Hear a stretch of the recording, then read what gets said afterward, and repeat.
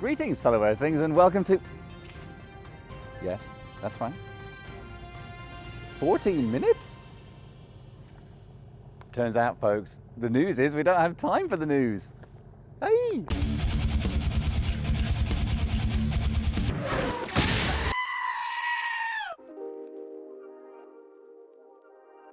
That's right, folks. So little time, in fact, that we need to start off by going back in time. Welcome to 3 weeks ago, where we're stripping the fuel rail from the intake manifold in order to free the injectors to send them away to get reconditioned. Those clips come off very easy with that hose pick. It has many uses besides picking hoses. Each fuel rail has two 10mm bolts, a total of 4. Once you get those bolts out, you can just pull on them to separate the fuel rail from the intake manifold. Our lowly friend Windex saves the day here. Without it, much sorrow and potential hernia. With a little squirt of Windex, wiggling these injectors free is almost fun. Those injectors are going to get sent away to Witch Hunter to get reconditioned. And then cleaning up those rubber hoses with Back to Black. And cleaning the metal parts with spray brake cleaner. And here we are to more or less present day. This is the box that came back from Witch Hunter. They reconditioned the injectors. This is what I found in there. They had replaced all of the O-rings and all of the little filters that are on there, which is lovely. And then they gave this little report, which was very interesting. The first column compares the injector's electrical resistance. They pressurize the injectors in the off position to see if they pass the leak test. The quality of the spray pattern was also in spec before and after. Injector 5 was dragging its feet in the static test, a measure of the injector's performance when left in the on position. The pulsed flow test emulates the more machine gun-like operation of the injectors in a running engine. Here they're comparing the injector's total output over a 1 minute duration. Static variance is the percentage difference between the highest and lowest performing injector while in an always-on position. Pulsed variance is that same metric for the injectors while they're being turned on and off rapidly. Now, when they came back, they looked lovely. All new O-rings, of course, in colours. And they just push in very easily indeed on both sides. Next, you want to put those little clips back in to hold the injectors in place. The injectors then just push into the intake manifold, and that whole shebang is bolted together with two 10 mils to 10 Newton meters. Now, these clips had broken. I ordered them from Germany. Waited 3 weeks despite the rush fee, and they came back and they were the wrong kind. Harumph. Hold on, what's the dog doing? Oh yeah, subscribe now. Delta says thank you.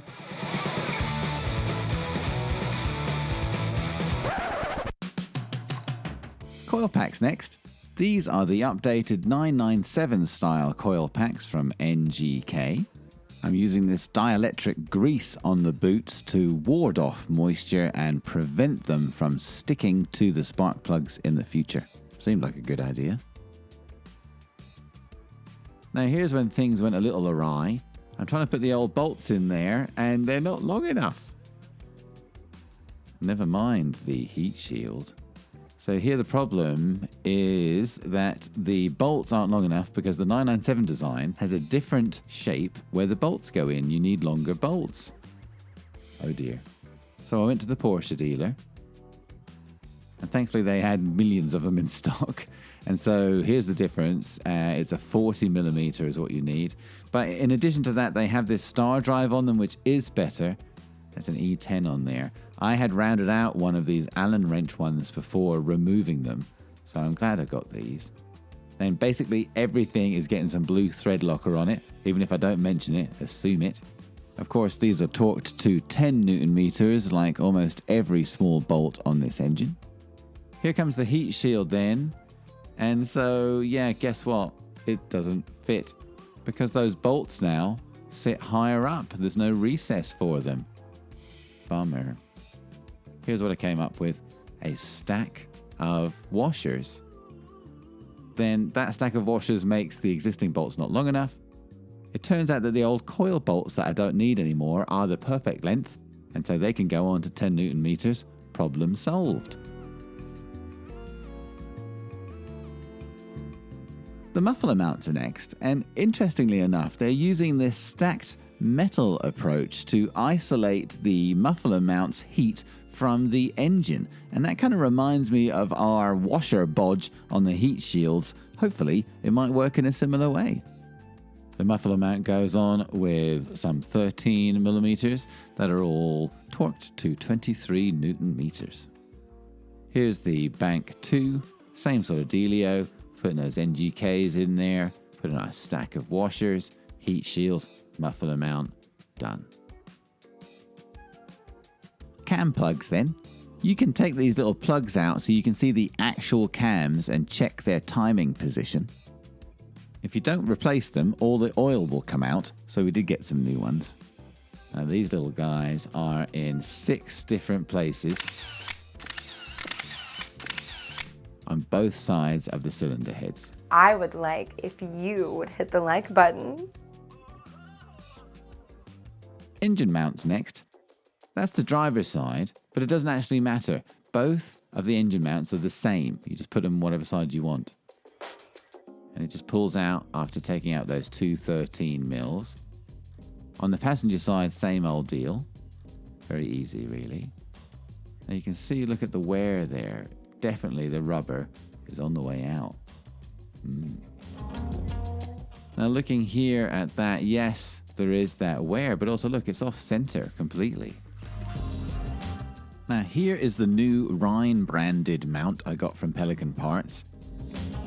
While it does seem that the old engine mount is stiffer, all is not well. You can see here why saggy exhaust tips are a sign that your engine mounts are on the way out. Enter 3M window weld. What, you may be asking? Well, what we're going to do is fill that void in the new engine mount to make it stiffer.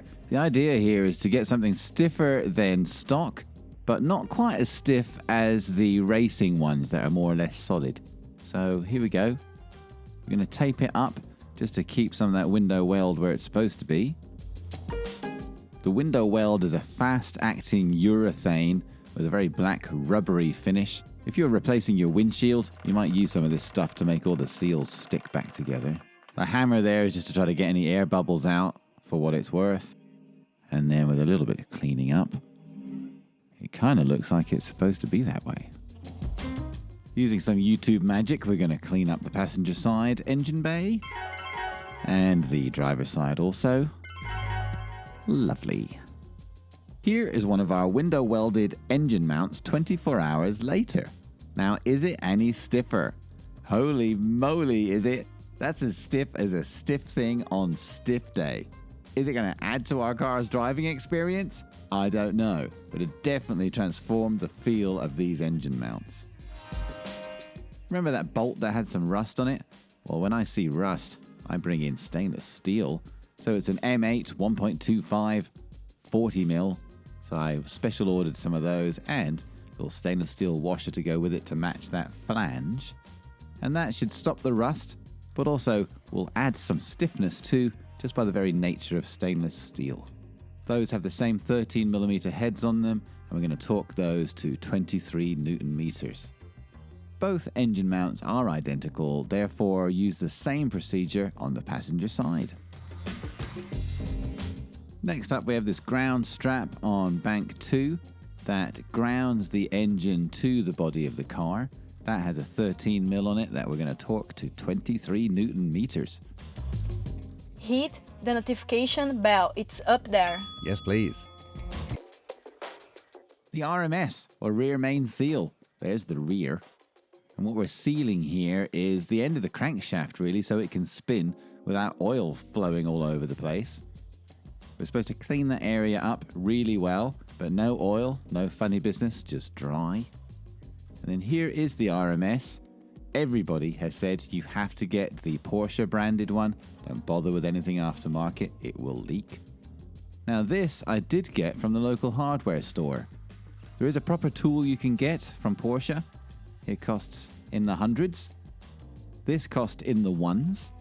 And it was good. I got it in the, outdoor drainage section. I think I have some of those in my side yard. Now, it wasn't good enough to get that RMS all the way in. So I went one aisle over to the ducting aisle. This, I believe, is a block-off plate for like a dryer duct or something. And it was literally the perfect size. It might have cost $1.75. That is a printout of my own video.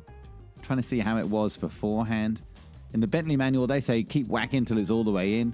I think that's good. What do you guys think? Anyway, hopefully RMS done. Now that our intake manifold has been rebuilt, we can put it on with these new gaskets from Porsche. They were like $6 each.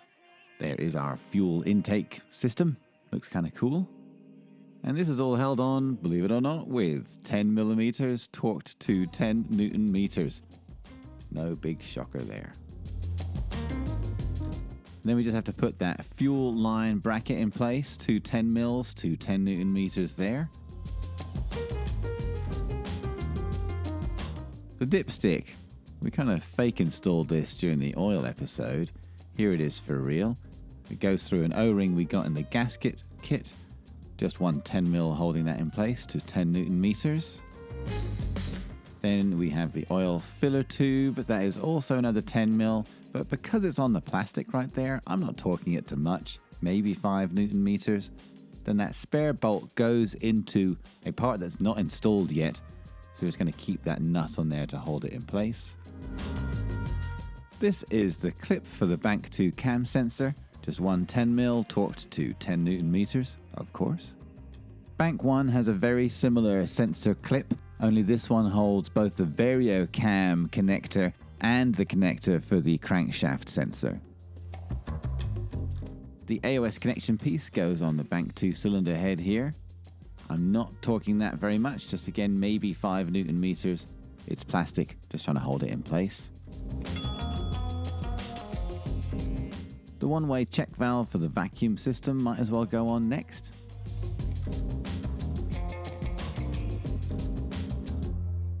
It's now time for the wiring harness bracket to go back on with its 110 mil.